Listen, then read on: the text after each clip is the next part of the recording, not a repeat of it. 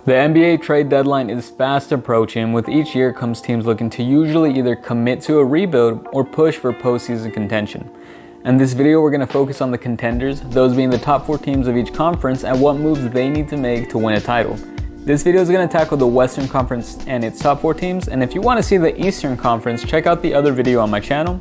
Let's get started.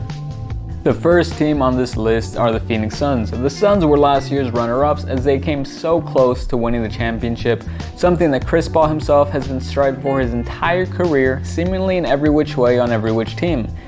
And this season they are again within that title race as they are number 1 in the Western Conference. So what could a team with so much season success need to improve their team? Well, although the Suns do rank excellently in many and most categories, the team isn't as highly ranked in free throw attempts and threes attempted. Also, they have a pretty big hole in their 6-man slot as Cameron Payne has regressed a lot this season compared to his breakout year. This season, he's just shooting 33.6% from 3 after hitting 44% last year. His assist rate is down and his turnover rate is also up. Payne also only draws 2.9 free throws per 36 minutes. These factors, along with weaker defense, add up to Cameron Payne actually being a net negative with a box plus minus of negative 0.9. By replacing Payne with a more reliable bench scoring option who can draw fouls, the Suns can cover a big weak point they currently have. Next up are the Warriors. They have been a welcome surprise this season after a couple years in the bottom half of the league.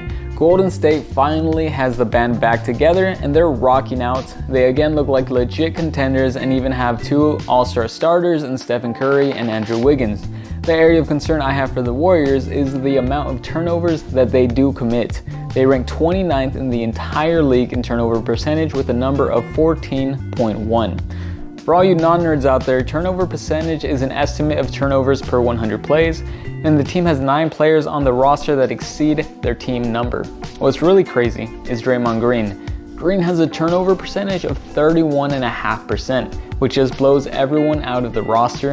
And of course, he is a special case as he usually just looks to make plays for others and not score with only 6 field goal attempts per game. Aside from Green, the Warriors don't have a lot of options for a consistent playmaker who will take care of the ball. An injury or two quickly puts him into tough spots. Stephen Curry especially is a capable table setter, but offensively is better as an off-ball mover. The Warriors should target a big man that can pass so the team can continue to play to their strengths when Green is on the bench or injured. Someone like Domantas Sabonis is an intriguing option to at least make a call about. The next team on the list is young, athletic, and likes to talk a lot of trash. Led by one of the most exciting players to watch around the league, Ja Morant, it's the Memphis Grizzlies. Of course, as a young team, they're bound to have trouble areas. They shoot poorly, and by poorly, I mean 23rd in the league from 3, 21st from 2, and only 26th in the entire league from the free throw line. So obviously, this team should target a couple shooters at the deadline. Specifically, a starting small forward because their current one, Zaire Williams, connects on just 24.6% of his threes on almost 4 heaves a game. He may be young with still plenty of potential and good defensively, but the Grizzlies can compete now and could consider targeting a player who can fill the starting role at least for the rest of the year. The Grizzlies just can't afford to command so many non-shooters in the starting lineup. Steven Adams is locked to the paint, and Jaren Jackson Jr. has lost his outside stroke.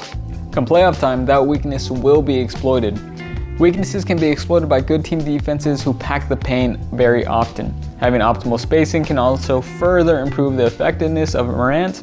He's already shooting 66% in the restricted area. He's become the type of player who gets in a zone where he is near unstoppable. Ja can do and does whatever it takes to get a bucket, but the Grizzlies just need to make it a little easier on him.